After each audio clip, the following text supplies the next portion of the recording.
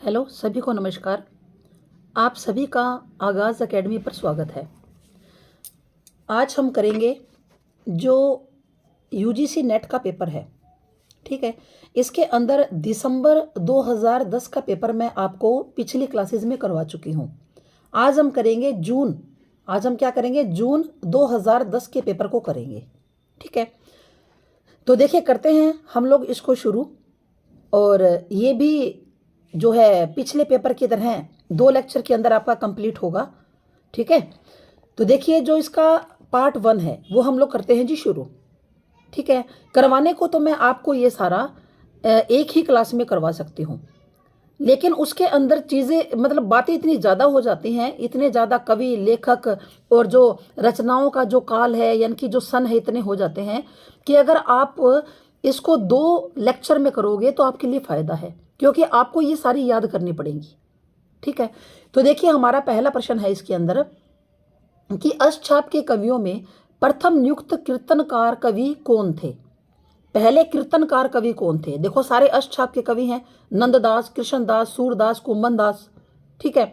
तो इसके अंदर जो कुंभनदास है, ठीक है, जो कुंभनदास है वो सबसे जो है बड़े थे, कुंभनदास, ठीक है।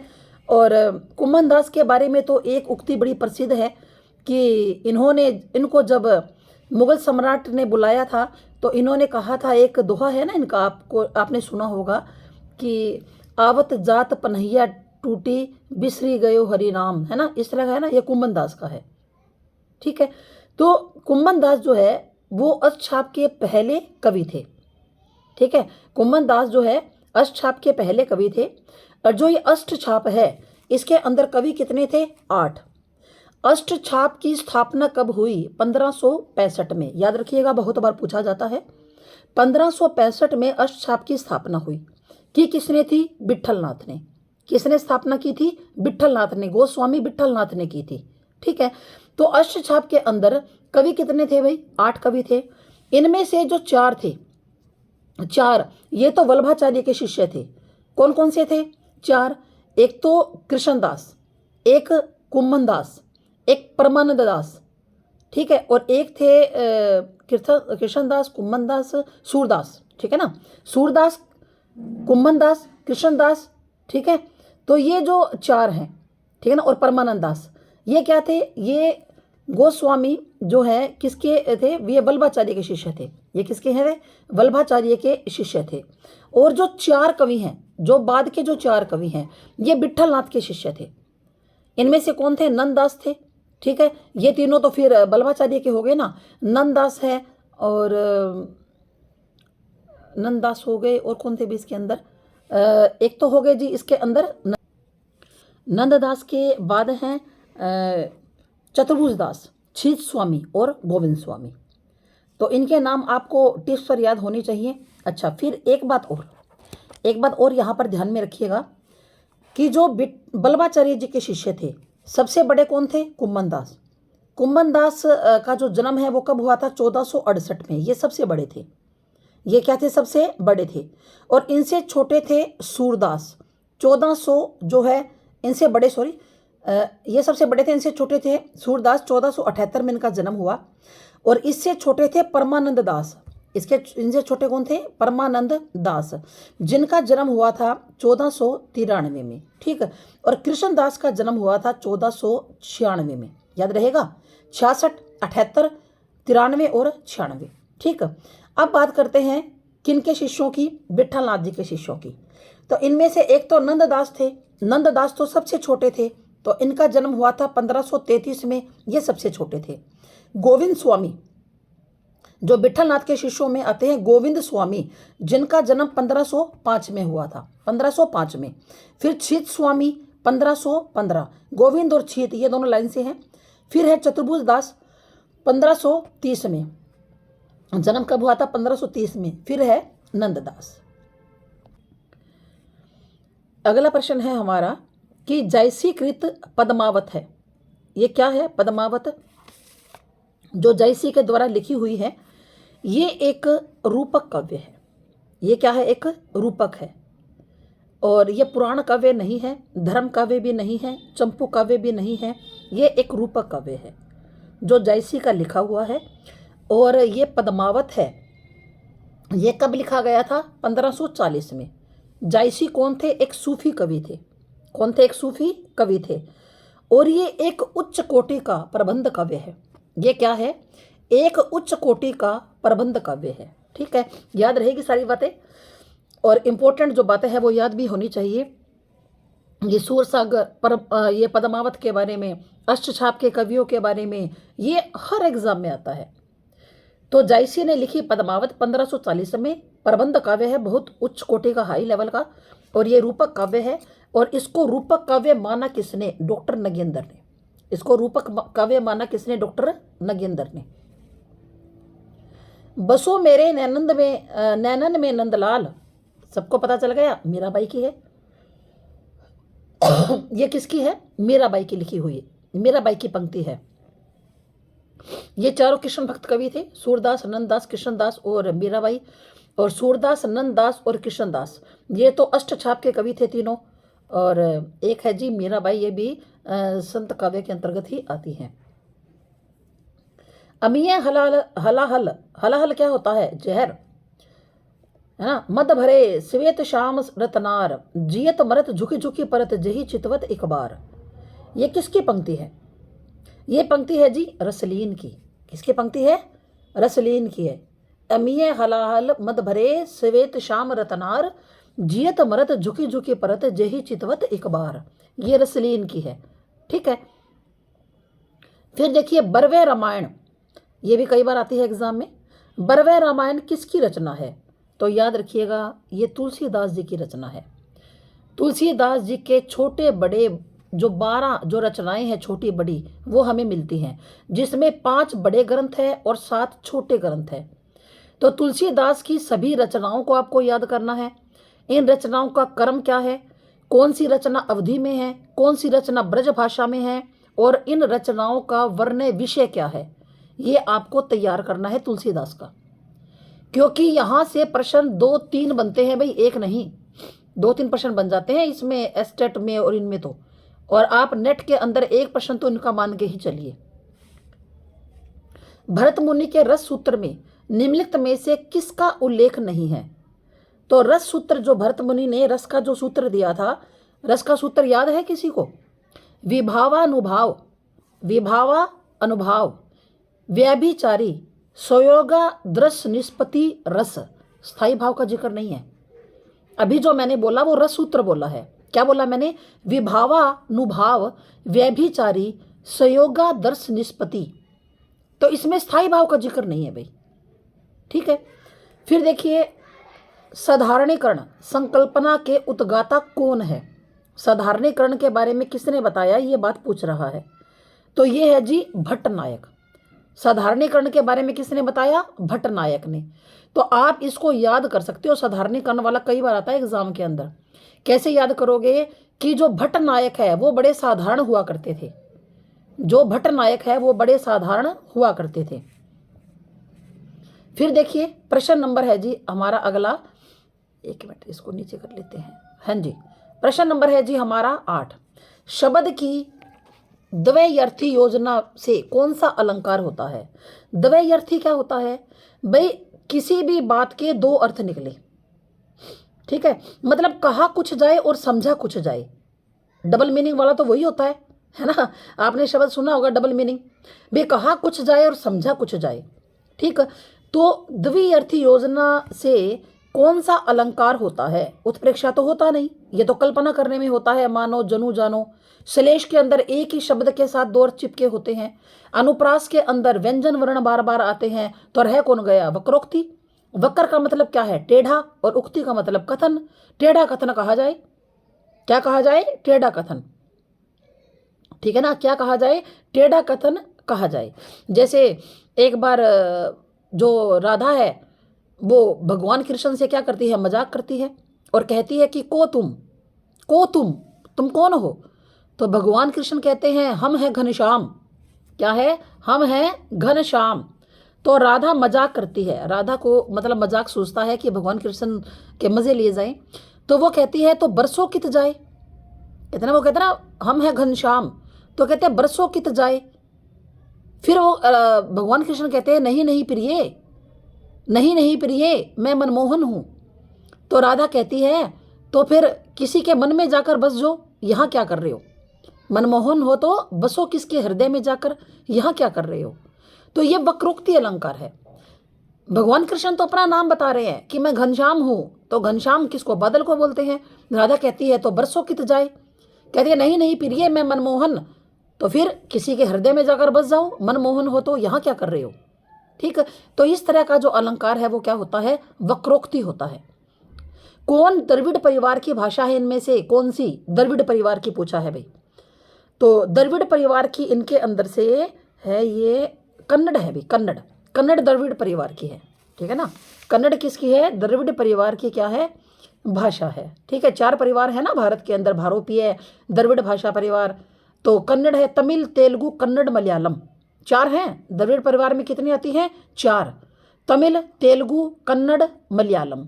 तो ये द्रविड़ परिवार की है। एक है आग्नेय या ओस्टिक भाषा परिवार, और एक है चीनी तिब्बती या तिब्बत वर्मी भाषा परिवार।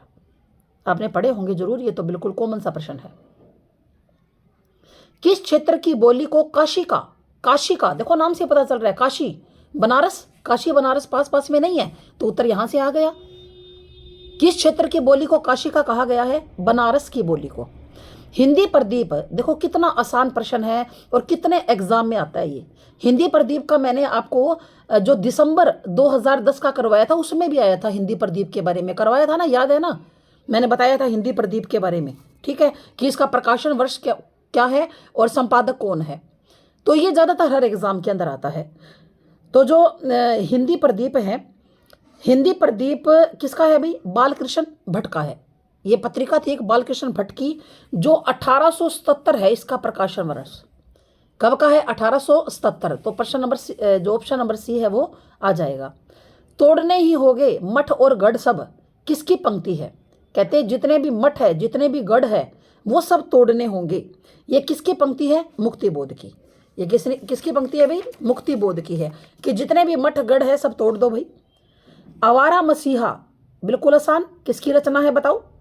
आवारा मसीहा किसकी रचना है? विष्णु प्रभाकर की। किसकी है? विष्णु प्रभाकर की। कब लिखी गई? 1974 में। कब लिखी गई? 1974 में। ठीक है, फिर एक जीवनी है जो आवारा मसीहा है ना, ये क्या है? ये जीवनी है, जीवनी मतलब किसी के जीवन के बारे में लिखा जाए। आप कहोगे मैडम जी किसके जीवन के बारे में लिखा है? शरत चंद्र चट्टोपाध्याय। ठीक है ना, आवारा मसीहा किसकी जीवनी है? शरत चंद्र चट्टोपाध्याय की जीवनी है, और जो 1974 के अंदर ये लिखी गई थी। ठीक है, फिर देखिए आगे बात करते हैं। पशु पक्षियों पर लिखित महादेवी वर्मा का रेखा चित्र मेरा परिवार, बिल्कुल आसान प्रश्न। मेरा परिवार है जिसके अंदर ये अपने पशु पक्षियों का वर्णन करती है। करती है ना, एक हिरणी थी, है ना, हिरणी का नाम क्या था? सोना। हिरणी का नाम क्या था? सोना। और एक गाय भी थी ना, एक गाय भी थी, और हिरनी थी, एक गाय थी, और भी कई थे भाई, है ना। मेरा परिवार के अंदर पशु पक्षियों का क्या करती है? ये वर्णन करती है। गाय का नाम गोरा, हाँ गाय का नाम क्या था? गोरा, और हिरनी का नाम था सोना। तो और भी कई पशु पक्षी रखती थी महादेवी वर्मा। फिर देखिए रामचंद्र शुक्ल की आलोचनात्मक कृति कौन सी है? यानी कि जिसमें आलोचना की है इनमें से। वैसे तो जो रामचंद्र शुक्ल है ये हिंदी के सबसे बड़े आलोचक हुए हैं, इनसे बड़ा आलोचक आज तक हिंदी साहित्य में नहीं हुआ। तो इनकी जो आलोचनात्मक कृति है वो है जी रस मीमांसा, ये आचार्य रामचंद्र शुक्ल की है। कौन सी? रस मीमांसा, आचार्य रामचंद्र शुक्ल की कृति है। मनोविश्लेषणात्मक, मन का विश्लेषण करना, जिसको आप साइकोलॉजी में कहते हो साइको एनालिटिक, ठीक है ना, मन के बारे में बताना। इसके उपन्यासकार कौन है? इलाचंद्र जोशी है। कौन है? इलाचंद्र जोशी है। और कौन है मनोविश्लेषणात्मक शैली के? एक जनेंद्र, ये भी मनोविश्लेषणात्मक उपन्यासकार है। और एक अगे भी है भाई, सच्चिदानंद हीरानंद वात्स्यायन अगे। तो इन तीनों का नाम याद रखिएगा, इलाचंद्र जोशी, जनेंद्र और अगे। ये साइको एनालिटिक मेथड के ऊपर लिखते हैं। ठीक है। न्यूनिया, क्या कहता है? न्यूनिया किस उपन्यास का पात्र है? तो पात्र भी आपको इसके अंदर याद करने पड़ेंगे। ये है जी डी, वाण भट्ट की आत्मकथा। वाण भट्ट की आत्मकथा। निउणिया, जो निउणिया है ये वाण भट्ट की आत्मकथा का पात्र है। ठीक है। और वैसे भी यूजीसी नेट के अंदर तो दिए होते हैं कि आपको कौन कौन सी जो उपन्यास है, ये कौन कौन से ये कहानियों के पात्र पढ़ने हैं, तो आप पढ़ लो, याद रह जाएंगे, ऐसी कोई दिक्कत नहीं है उनको। उसके बाद देखिए, देवनागरी लिपि की उत्पत्ति किससे हुई? देवनागरी लिपि की उत्पत्ति किससे हुई? तो ये तो बड़ा आसान प्रश्न है, ब्राह्मी लिपि से हुई है। ठेले पर हिमालय किस विद्या की रचना है? ठेले पर हिमालय, तो ये बताओ भाई क्या है ये ठेले पर हिमालय? ये एक निबंध है। ये क्या है? एक निबंध है। किसका है? धर्मवीर भारती का। ठेले पर हिमालय एक निबंध है। किसका? धर्मवीर भारती का एक निबंध है। और ये लिखा गया था 1998 में। कब लिखा गया था? 1998 में। ठेले पर हिमालय धर्मवीर भारती का एक निबंध है जो 1998 में लिखा गया था। उसके बाद देखिए, आगे बात करते हैं।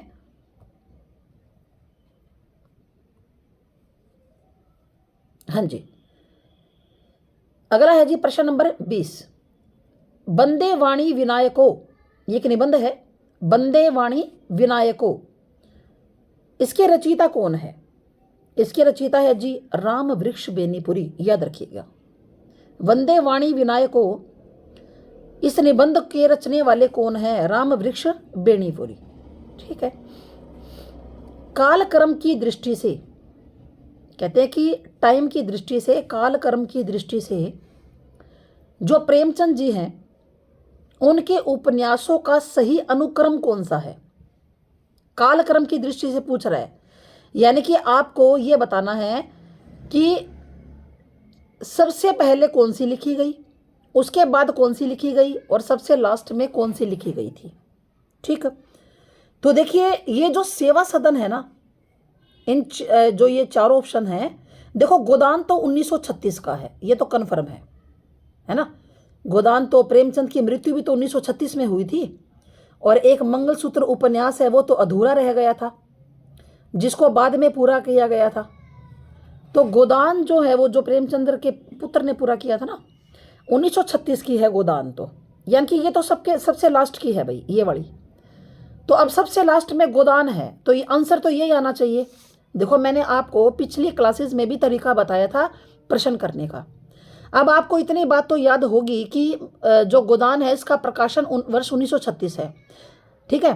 तो ये सबसे लास्ट का है, क्योंकि 1936 में तो प्रेमचंद की मृत्यु हो गई थी, मंगलसूत्र जो है वो भी अधूरा रह गया था। ठीक है। फिर सेवा सदन सबसे पहला ही है, और सेवा सदन का जो लिखने का काल है वो 1918 है। सेवा सदन कब लिखा गया? 1918 में लिखा गया था। फिर है जी कर्म भूमि, ये लिखा गया था 1932 में। कब लिखा गया था? 1932 में।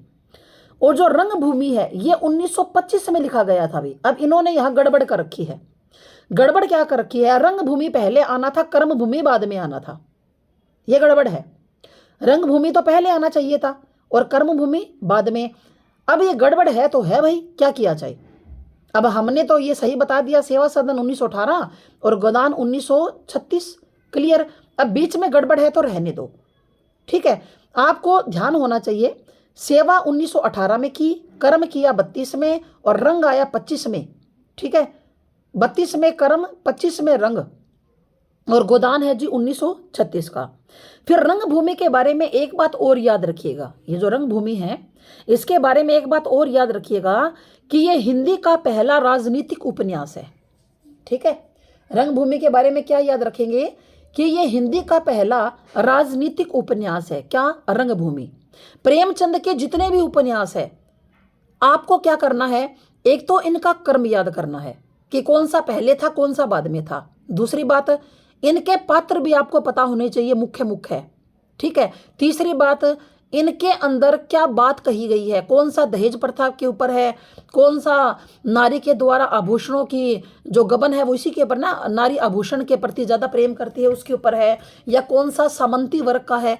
तो आपको ये भी पता होना चाहिए कि इनका वर्ण विषय क्या है। तो ये सारी बातें आपको याद करनी पड़ेंगी, क्योंकि यहाँ से एक प्रश्न एग्जाम में पक्का है। जब आपको पता है, मैं आपको बता रही हूँ कि यहाँ से प्रश्न उठेगा भाई, तो उन प्रश्नों को आप अच्छी तरह से कीजिए। उसके बाद है प्रश्न नंबर 22। ठीक है ना। अगला है प्रश्न नंबर 22। ये कहता है कालखंड की दृष्टि से, ठीक है ना, टाइम जो है उसकी दृष्टि से कहानियों का अनुक्रम लिखिए भाई। कहानियों का क्या लिखिए? अनुक्रम। तो कौन कौन से हैं भाई? रानी केतकी की कहानी उसने कहा था, रानी केतकी की कहानी उसने कहा था तिरिच। तिरिच के बारे में देखो, पिछली वीडियो में भी बात आई थी, तिरिच के बारे में बताया था ना मैंने, ठीक है। तो सबसे पहले आएगी इसमें, हाँ ये आएगी रानी केतकी की कहानी, ये पहले लिखी गई थी। रानी केतकी की कहानी ये लिखी गई 1808 में भाई। कब लिखी गई? 1808 में। ये बताओ लिखी किसने थी? ईशा अल्लाह खान ने। बड़ी मशहूर है ये कहानी तो बड़ी फेमस है, ईशा अल्लाह खान ने, ठीक है ना। रानी केतकी की कहानी ईशा अल्लाह खान ने लिखी 1808 में। उसने कहा था, very very very very very important, हर एग्जाम में आता है, ये दिसंबर 2010 में भी आया था। उसने कहा था चंद्रधर शर्मा गुलेरी की। और किसके ऊपर है ये? लहना सिंह नाम के एक फौजी के ऊपर ही लिखी हुई है ये। और यूं कहा जाता है कि ये इतनी जबरदस्त कहानी है, बहुत जबरदस्त, ठीक है ना। उसने कहा था, तो लहना सिंह नाम, इसके ऊपर फिल्म भी बन चुकी है, देख लेना यूट्यूब पे निकाल के। उसने कहा था लहना सिंह नाम के एक फौजी की कथा है। तो उसने कहा था ये चंद्रधर शर्मा गुलेरी की है। और कब की है? 1915 की। ये सरस्वती में छपी थी, जो महावीर प्रसाद द्विवेदी जिसका संपादन करते थे। और 1915 में ये सबसे पहली बार सरस्वती में छपी थी, 1915 में। शरणागत जो है ये वृंदावन लाल वर्मा की है और आगे की भी है, दोनों की है, ध्यान रखना भाई। जो शरणागत है, जो वृंदावन लाल वर्मा की भी है और आगे की भी है। तो ये 1948 की रचना है भाई, ये 1948 की, ठीक है। कहीं कहीं पर इसको 42 की भी दिखाते हैं। तिरिच किसका है? कल बताया था ना, उदय शंकर प्रकाश का, जो 1989 का है। जो कब का है? 1989 का है, ठीक है। एक बार फिर से सुनो। रानी केतकी की कहानी 1808 में ईशा अल्लाह खान ने लिखी थी। उसने कहा था 1915 में सरस्वती में प्रकाशित हुई थी। चंद्रधर शर्मा गुलेरी की ये कहानी है और लहना सिंह नाम के एक फौजी की है जी। शरणागत वृंदावन लाल वर्मा की करेंगे यहाँ पर एक बार, 1948 में हुई थी, वैसे ये अगे ने भी लिखी थी। और तिरिच जो है वो उदय शंकर प्रकाश की रचना है। ये किसकी है? उदय शंकर प्रकाश की एक रचना है। कौन सी? तिरिच। देखो तिरिच के बारे में भी बार बार आ रहा है। निम्नलिखित नाटकों का सही अनुक्रम कौन सा है? ये नाटक दिए हैं 4 और इनका सही अनुक्रम बताना है कि पहले कौन सा नाटक लिखा गया था। तो पहले लिखा गया था जी अंधा युग, ये पहला ही ऑप्शन आएगा इसका। अंधा युग किसका है? धर्मवीर भारती का। किसका है? धर्मवीर भारती का, हर एग्जाम में आता है, ठीक है। कब की रचना है? 1955 की। कब की है भाई? 1955 की। फिर से देखो, धर्मवीर भारती का है और कब की है ये? एक मिनट, धर्मवीर भारती का है ये और ये कब की रचना है? 1955 की, 1955 की, याद रखिएगा। अंधा युग। शारदिया, शारदिया कब की है? 1959 की, 1959 की शारदिया। किसकी है? जगदीश चंद्र माथुर। किसकी है? जगदीश चंद्र माथुर की लिखी हुई है। कोर्ट मार्शल 1991 का है। कोर्ट मार्शल कब है? 1991 का। लिखा किसने? स्वदेश दीपक ने। कोर्ट मार्शल 1991 का स्वदेश दीपक ने ये लिखा था। मादा कैक्टस लक्ष्मी नारायण लाल, मादा कैक्टस लक्ष्मी नारायण लाल का कब लिखा था? 1959 में। आप कहोगे मैडम गड़बड़ हो गई। गड़बड़ क्या हो गई? गड़बड़ क्या हो गई भाई? शारदिया और मादा कैक्टस ये दोनों 1959 की रचनाएं हैं, बिल्कुल है। लेकिन इन्होंने बीच में कोर्ट मार्शल लिखा हुआ है, तो क्या करें अब भाई? कोर्ट मार्शल तो 91 का है। अगले ने, पेपर बनाने वाले ने गलती कर रखी है, पेपर बनाने वाले ने गलती कर रखी है। लेकिन हम क्या करें? हमें तो इसके हिसाब से चलना पड़ेगा ना। अब अंधा युग पहले नंबर पर था तो पहले नंबर पर लेंगे। अब किसी भी ऑप्शन में अंधा युग पहले नहीं है। शारदिया है 1959 का, अंधा युग बाद में दे दिया भाई, ठीक है। तो इसका ऑप्शन ए आएगा। फिर हम लोग स्टार्टिंग से सही चलेंगे, आगे अगर बीच में कोई गड़बड़ है ना तो रहने दो, क्या इलाज है फिर, ठीक है। एक बार फिर से देखो, अंधा युग, अंधा युग जो है ये 1955 की रचना है, धर्मवीर भारती की। शारदिया 1959 की है, जगदीश चंद्र माथुर की। कोर्ट मार्शल 1991 का है, स्वदेश दीपक का। और मादा कैक्टस 1959 की है, लक्ष्मी नारायण लाल की। क्लियर? फिर देखिए अगला हमारा प्रश्न है इसके अंदर। अगला कौन सा प्रश्न है? प्रश्न नंबर 24। हजारी प्रसाद द्विवेदी है, वो भी एक प्रसिद्ध आलोचक थे। तो इनको क्या करना है, अनुक्रम में लगाना है। हजारी प्रसाद द्विवेदी के इन आलोचना ग्रंथों को अनुक्रम में लगाना है। ठीक है, तो सबसे पहले इन्होंने सूर साहित्य लिखा था भाई, इसको करते हैं। सबसे पहले क्या था, सूर साहित्य, जो कब लिखा गया था, 1938 में लिखा गया था। सूर साहित्य 1938 में लिखा गया था। ठीक है। अच्छा, आपको एक बात और बताऊं, हजारी प्रसाद द्विवेदी कबीर के बहुत प्रबल समर्थक हुआ करते थे, ये कबीर प्रेमी थे। हिंदी साहित्य की जो भूमिका है वो 1940 में लिखी गई, कल भी बताया था। ये तो हिंदी साहित्य की भूमिका 1940 में लिखी गई थी। कबीर जो है वो 1942 की रचना है। ये कब की है, 1942 की है। और हिंदी साहित्य ये 1953 की रचना है। हिंदी साहित्य 1953 की क्या है, रचना है। एक बार फिर से देखिए, सूर साहित्य 1938 का है, हिंदी साहित्य की भूमिका 1940 की है। ये कल भी बताया था मैंने, कल का मतलब है कि पिछली क्लास में, पिछली वीडियो में। ठीक है, सूर साहित्य 38 का है, हिंदी साहित्य की भूमिका 1940 की है, फिर कबीर 1942 का, और हिंदी साहित्य 1953 का। देखो हम लोग आपको क्यों बोलते हैं बार बार, चाहे आपका एसटेट का पेपर है, चाहे आपका यूजीसी नेट का पेपर है, या कोई भी पेपर है, कि प्रीवियस ईयर एग्जाम दोहराओ। उससे क्या होगा, एक तो आपको सारा मैटर याद हो जाएगा, पता चल जाएगा कौन कौन से इंपॉर्टेंट क्वेश्चन है और कहाँ कहाँ से प्रश्न उठते हैं। फिर आपको बहुत हद तक ये सन भी याद हो जाते हैं। इसलिए मैं आपको साथ साथ में सन बता रही हूँ, क्योंकि यूजीसी नेट के अंदर सबसे मुश्किल काम यही लगता है बच्चों को कि मैडम हमें तो इनकी रचनाओं के सन याद नहीं होते, कवि और लेखकों के जन्म मृत्यु याद नहीं होती। सबसे दिक्कत यही होती है बच्चों को। इसलिए मैं आपको साथ साथ में सन बता रही हूँ कि कुछ एक तो बातें दिमाग में फिट होंगी। जैसे हिंदी साहित्य की भूमिका 1940 का है, अब आपको ये याद रहेगा। कबीर 42 का है, हिंदी साहित्य 53 का है, सूर साहित्य 38 का है। अरे चारों नहीं तो दो तो याद हो जाएंगे, कुछ तो बात बनेगी या नहीं।